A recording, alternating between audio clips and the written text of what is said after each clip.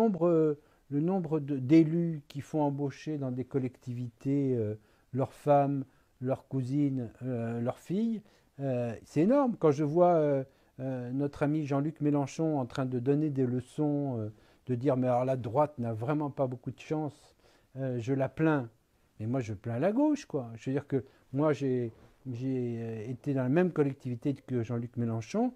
Dès que sa fille a perdu une élection lamentablement du côté de Lyon, bizarrement, un poste s'est ouvert au Conseil général de l'Essonne et on l'attendait comme le Messie pour venir bosser en Essonne et qu'elle ait de quoi survivre. La nonchalance vis-à-vis des postes et des fonctions, elle est généralisée. Et Jean-Luc Mélenchon, comme les autres, pour lui, il était normal parce que c'est quelqu'un qui a toujours vécu des fonds publics. Enfin, je ne sais pas si jamais il a travaillé un jour un petit peu dans sa prime jeunesse, mais je ne suis pas sûr. Il a toujours vécu de ça, donc c'est pas anormal. Et donc sa fille était embauchée, son gendre était vice-président du Conseil général, et tout ça va très bien. Et quand moi je le fais condamner parce que il utilise des voitures et des chauffeurs du Conseil général alors qu'il n'y est plus depuis des mois, il faut bien que quelqu'un le véhicule et que comme sur son argent de sénateur, il va quand même pas payer un chauffeur, c'est le Conseil général qui lui paye des chauffeurs et des voitures. On a eu pire pour moi, puisque quand il était vice-président du Conseil général, il a été nommé ministre.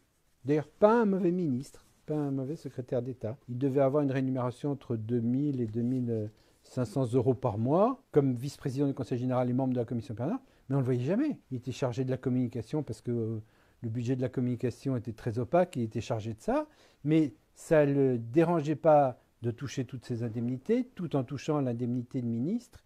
Et une fois ou deux, on l'a vu arriver avec des motards pour venir à la buvette, nous rejoindre. Et c'est vrai qu'un jour, je lui ai dit, mais quand même, Jean-Luc, on ne te voit pas, tes indemnités, même la commission permanente, on y siège toutes les semaines, on ne te voit jamais, ça la fout mal quand même. Il m'a répondu, mais je ne serai pas toujours ministre, et puis voilà quoi. Alors, je pense que maintenant, avec ces produits de livres et de produits dérivés et les t-shirts qu'il vend à son effigie, il peut s'en sortir. Mais à l'époque, visiblement, tout était bon à prendre. Donc quasiment, Jean-Luc Mélenchon a occupé un emploi fictif au Conseil général de l'Essonne, alors qu'il était secrétaire d'État, et pourtant totalement absent du Conseil général. Pour moi, c'est pire qu'un emploi fictif, parce que il s'est présenté au suffrage universel et il s'est engagé devant les électeurs à remplir un job qu'il n'a pas fait. Il a pris le beurre, l'argent du beurre, peut-être un peu le soleil de la crémière, mais en tout cas, il n'a pas respecté ses engagements. Et quand même, c'est de l'argent public. Mais il vous fera des grands discours sur l'argent public et sur M. Fillon.